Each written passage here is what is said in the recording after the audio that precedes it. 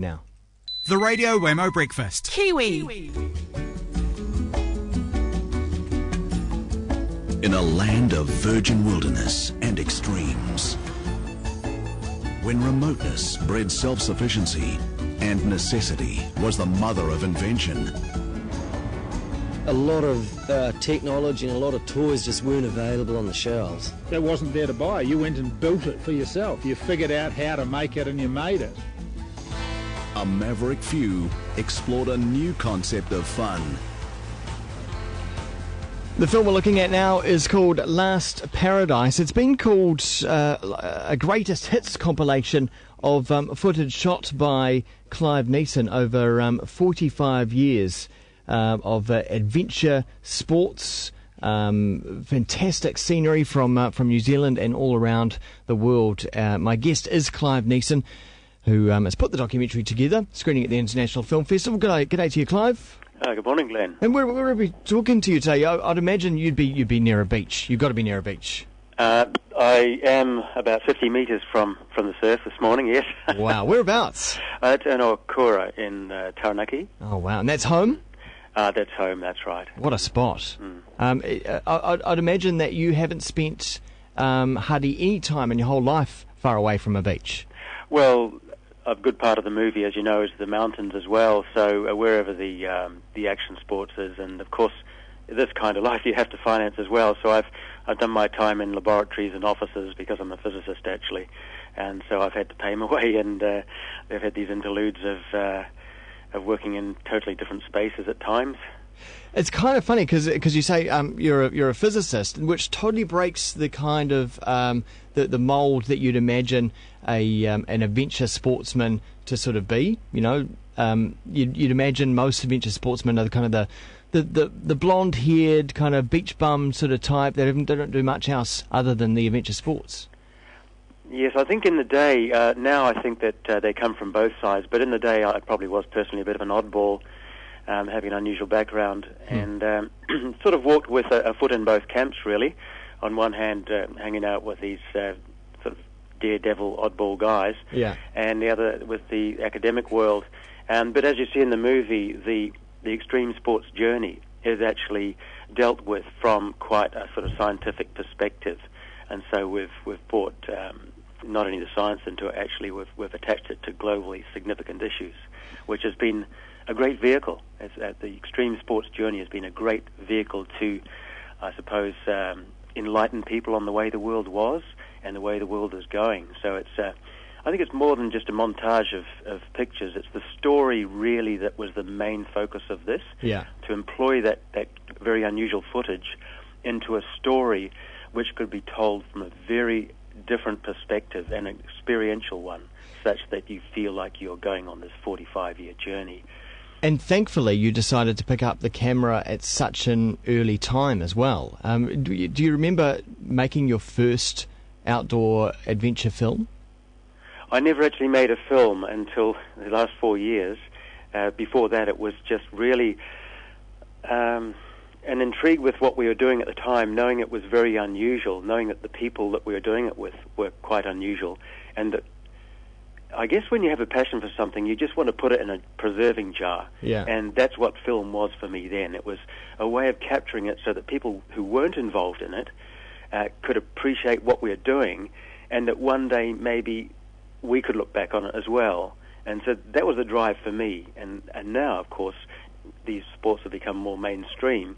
There's a lot more intrigue in it, and so it's been worthwhile restoring this film. But you've been able to capture some of the early technologies used in some of these sports, like the big longboards, the big surfboards.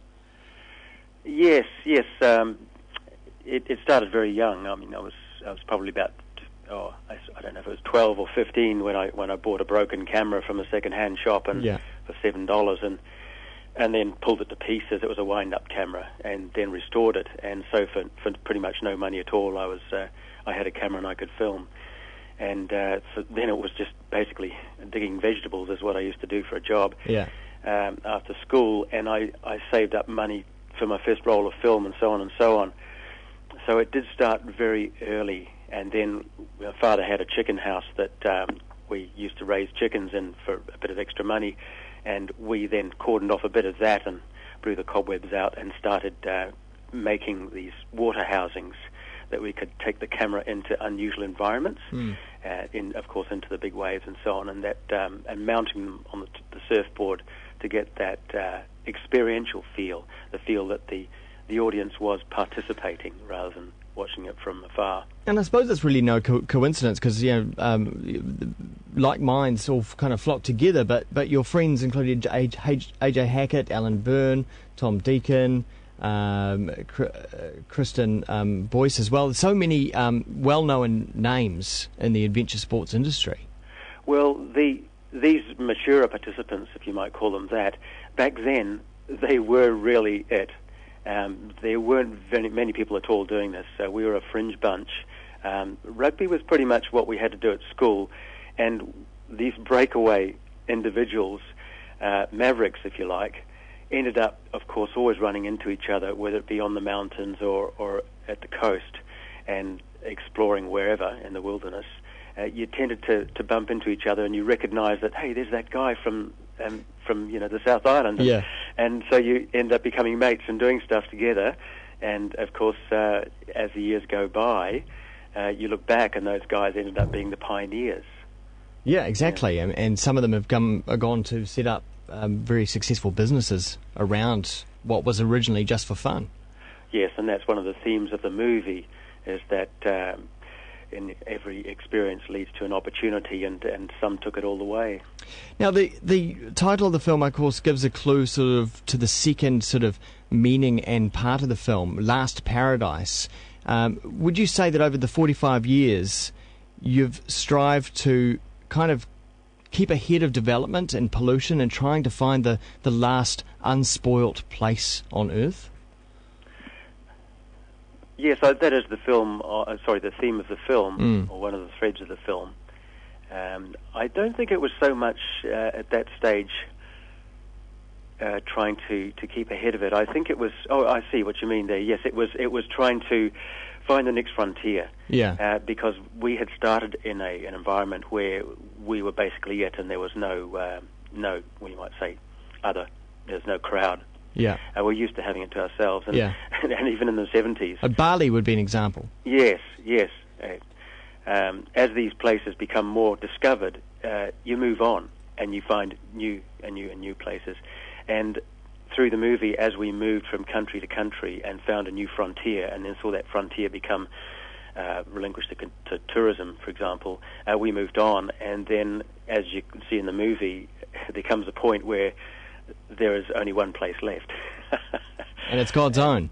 Pardon me? Oh, it's God's own. Well, it's kind of there's a twist in the story, so yeah. you're going to have to see that in the movie. But it is the way it was, and the way it is, and the way it will be. Yeah. Would you say your view of the future of some of these special spots around the world, including here in New Zealand, would you say you're pessimistic about their future? No, I take a realistic view. Yeah? And in fact, you can see that a lot of the between lines messages which are in the movie, or that we learn through the movie, is that there is a way of turning it round. And these characters, for example, in the movie, who were forced almost to play outside and not inside, have become great ambassadors of the environment. And one of the ways in which we can turn around this trend is to make sure that kids today do grow to love the wilderness, and that comes from playing out there. Unfortunately, they're not, which is, of course, cause for pessimism. Yeah. But the other side is that if we do have a chance, if we know what the elements of change are, we do have a chance of changing that. Yeah. Clive, you haven't slowed down at all over the last 45 years. Still trying. Trying to slow down? Still trying. Well, it's a fabulous film, and what a great documentation of the last 45 years as well. It is screening at the New Zealand International Film Festival on Friday, first of all at Sky City Theatre at 8:30pm, and then Sunday the 25th at Sky City 11:15, and elsewhere around the country as well. You can check the website nzff.co.nz. Clive Neeson, thanks so much for your time this morning. Pleasure. Thanks very much, Glenn. Jet engine has been developed by a sheep farmer 50 years ago. The best investment for your kids would be to show them what a paradise it was and still can be. I've seen so many paradises raped and pillaged. We're only here for such a small amount of time, and we should be leaving a nice footprint. In the original spirit of Extreme Pioneers, relive the journey through the most comprehensive collation of stunning original footage.